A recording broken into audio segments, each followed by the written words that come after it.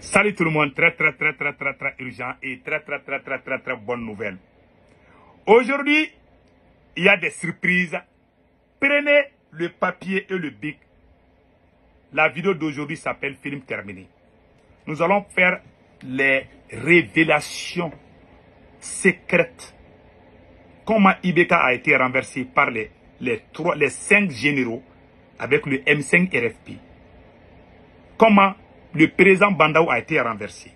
Comment le combat de la France a commencé. D'abord, avant d'aller loin, j'entends beaucoup de gens dire « Ah, les Maliens qui sont à l'extérieur, ils sont l'ennemi du Mali. Ah, Sékou Toungara, il est l'ennemi du Mali. » Je vais vous montrer une petite chose.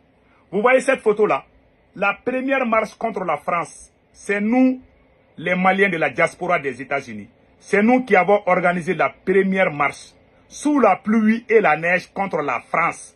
C'est nous qui avons été les premiers Maliens à organiser des manifestations pour soutenir l'armée malienne, dont je fais partie. Et regardez, je porte les jaquettes bleues. Je suis en train de sourire. Ces jours-là, on nous a traités de toutes les sauces. Ça, c'est un premier temps. Et deuxièmement, avant de rentrer, la deuxième chose que je vais vous montrer, voici le général Didier Dakou. Mon superviseur, quand je faisais ma passation de la ceinture noire en karaté, voici un général de l'armée malienne qui était mon superviseur. Moi, j'ai appris mon karaté dans les camps militaires au Mali. Voici le général Didier Dakou, qui a été mon superviseur quand je faisais ma passation. Je pense qu'il est actuellement ambassadeur du Mali en Chine. Je faisais le karaté dans les camps militaires. J'ai toujours été du côté des militaires. J'ai fréquenté les camps militaires. J'ai appris mon karaté dans les camps militaires. Tous mes amis sont des militaires. Pour votre information. Mais je dis que Assimi Goïta ne vaut rien. Cela ne veut pas dire que je suis contre. J'aime mon pays. Je n'aime pas la France. C'est nous qui avons commencé. C'est nous qui avons convaincu les Maliens de sortir contre la France.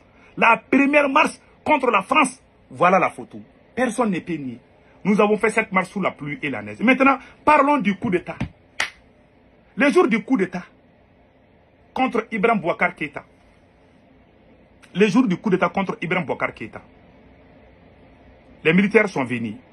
Le premier coup d'État devait arriver le jour où le M5 a décidé de marcher sur la maison, sur le palais présidentiel.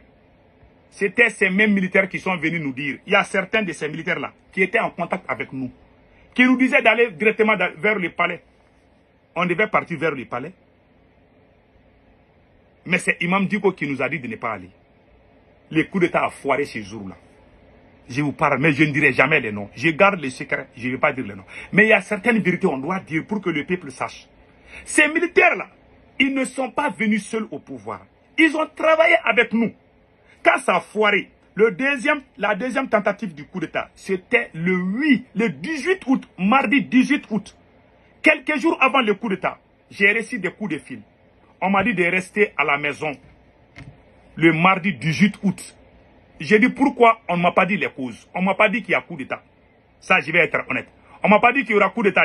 On m'a dit non, il faut rester à la maison, on va discuter, il y aura des bonnes nouvelles. Je suis resté à la maison, je n'ai pas travaillé le mardi 18 août. Déjà, c'était le coup d'État. À 5 h du matin, on m'a appelé, on m'a dit qu'on a commencé à arrêter les officiers supérieurs. Les coups d'État ont commencé. J'ai dit, est-ce que je peux sortir? Ils disent non, attends d'abord. Quelques heures après, on m'a appelé, on m'a dit, tu peux annoncer. J'ai annoncé le coup d'État contre Ibrahim Boubacar Keïta avant RFI, avant France 24, avant la télévision, ORTM, Office Radio-Télévision du Mali. J'ai été le premier Malien à annoncer le coup d'État. Est-ce que moi, je n'ai pas risqué ma vie? Si Assimi Goïta est là aujourd'hui, c'est grâce à la diaspora. Ça, il faut qu'on se dise la vérité.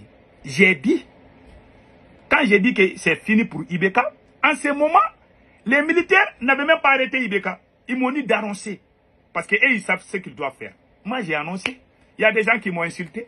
Ah, lui là, il veut créer. C'est pour ça, quand j'ai dit dans ces derniers jours-là, d'aller chasser, comment on appelle là, Assimi Goïta. Ces mêmes militaires pensent que je suis en contact avec d'autres militaires. Je n'ai pas de contact avec des militaires. Ah, il ne faut pas avoir peur de moi.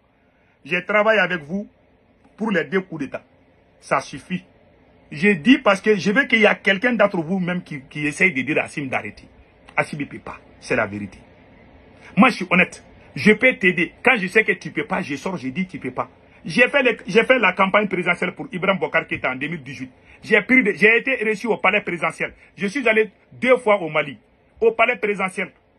J'ai dîné avec le fils du président. On a même fait des vidéos ensemble. Mais cela ne m'a pas empêché, quand j'ai vu que le président ne peut pas, cela ne m'a pas empêché de dire la vérité. Cela ne m'a pas empêché de dire la vérité. Est-ce que vous voyez? Donc voilà comment les choses se sont passées. J'ai annoncé le coup d'État. J'ai été le premier à montrer la photo de Maliki Diaw. C'est Maliki Diaw, le président du CNT. C'est lui qui devait être président de la République et président de la transition. C'est Maliki Diaw qui devait être président de la transition. Malheureusement, les autres, il y a un militaire qui s'est opposé.